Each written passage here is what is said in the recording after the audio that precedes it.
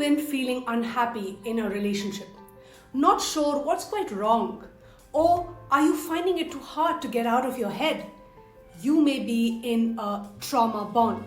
So let's understand, what is a trauma bond? A trauma bond is a connection between an abusive person and the individual that they abuse. It is a reflection of an attachment created by repeating physical or emotional psychological trauma with positive reinforcement. It can be very hard to spot and even harder to break free from.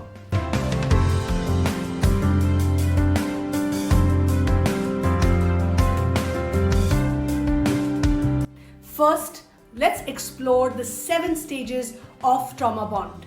Hi, my name is Jyotika Bedi. I'm the founder of Happiness is Love. First, love bombing. At the start of the relationship, they will lap you up, they will shower you with excessive love, appreciation, and gifts. Sounds lovely, doesn't it? But is it normal? Research says no. When someone new in your life does or gives you too much of something, you automatically feel as if they start to now own you. You start to feel that they are in charge of you, or you need to do something grander for them. This can be very, very overwhelming, and normally it's used to win over your attention and affection.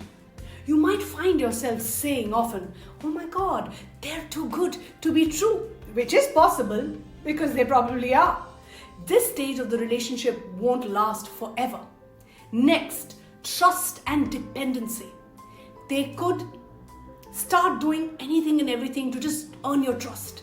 They make you depend on them heavily for your validation and for your love. It might sound like, "My love for you is so strong that no one could ever love you the way I do." They start to get into your head slowly, making you believe, making you think that they are the only one for you. The relationship then slowly goes from 0 to 100. It oscillates. You become inseparable, and you think no one understands your love and your connection. Next, criticism. Ever so gradually, the criticism starts to creep in. It might be about how you're dressing, behaving, or who your friends are. They subtly start blaming you for the small things than the bigger things. They're too demanding and want more of you for themselves. They are drip feeding you with negative thoughts about yourself, about your worldview, about your life. You then start to doubt. You start to think things are wrong with you. You find comfort just in their presence and in that person, as they're saying that they're telling you the truth and they are protecting you and coming you from a place of love. Gaslighting. When things go wrong, they tell you it's your fault always. They make you believe and doubt your own perception and manipulate you into believing their own narrative. It can be easy to get sucked into their world, especially when they are slowly but surely separating you from your friends, from your family, from your love circle. Try to remember, the two contradictory things can't be true. They may tell you they'll never hurt you, while also they're being abusive towards you. Both of these two things cannot be true, as the abuse is hurtful.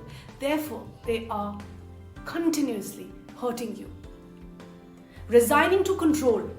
You no longer know what to believe, what not to believe. Reality feels fuzzy and old memories seem like a dream.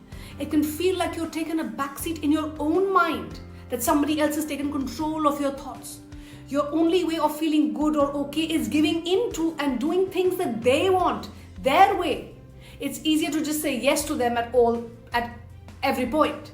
They have taken charge and are in the driver's seat, making decisions for you. You will experience a loss of self. When you try and fight back, things get worse. You start to settle for anything to have some peace and make the fights and conflicts stop. You find yourself constantly apologizing to them out of fear that you've done something to upset them and because of fear of being alone. This person has broken down every part of confidence you had before. You wonder how it has got to this stage and where it all went wrong. You're wrestling with a lot of guilt and shame and feeling overwhelmed. Addiction.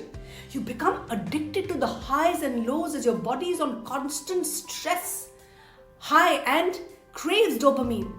This creates a vicious cycle of codependency that feels a lot like a substance addiction, which you're not even aware of. You're in the exact position they want you in, they want you trapped. If you feel that these stages apply to your relationship, I want to tell you, please reach out to a friend, a mentor, a family member for support. There is still hope to break free from a trauma bond that you are not aware of.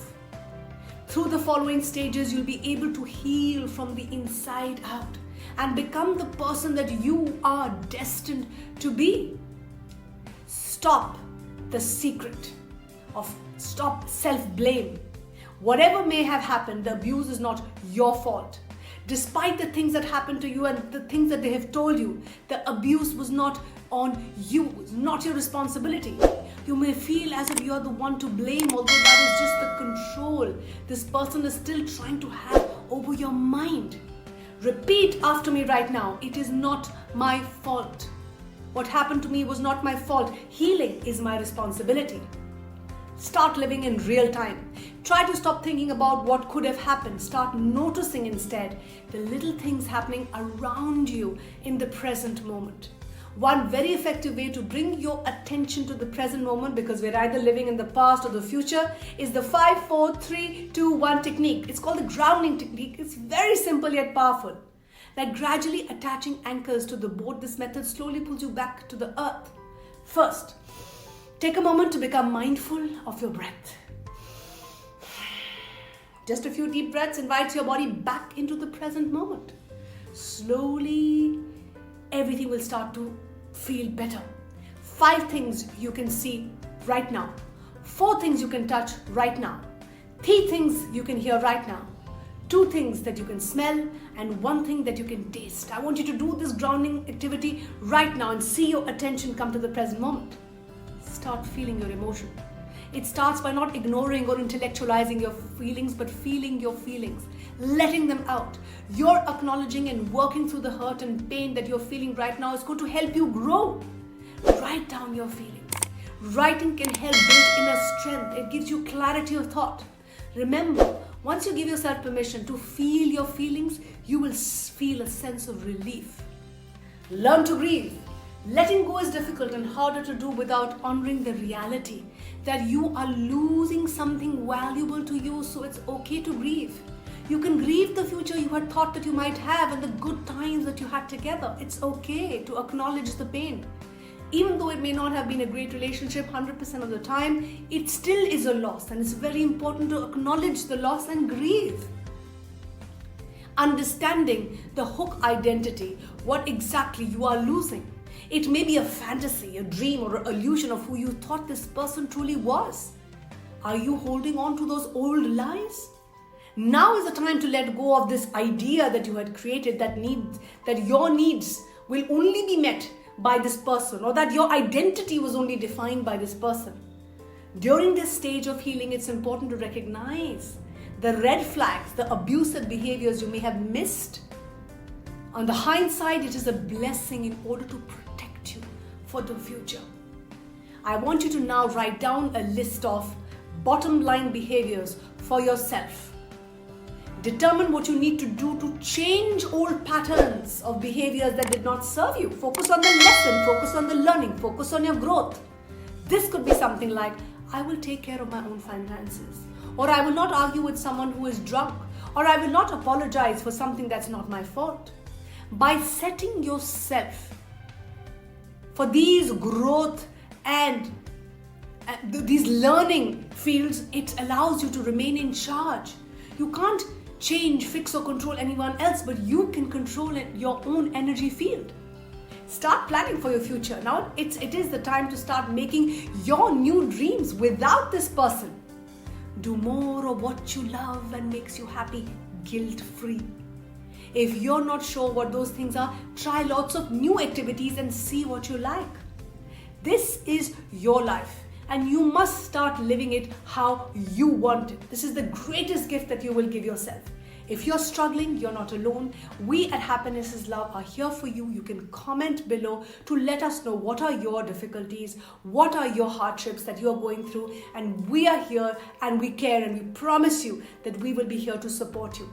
Because we at Happiness is Love believe that together we are stronger, together we are better, and together we are growing to be our better versions.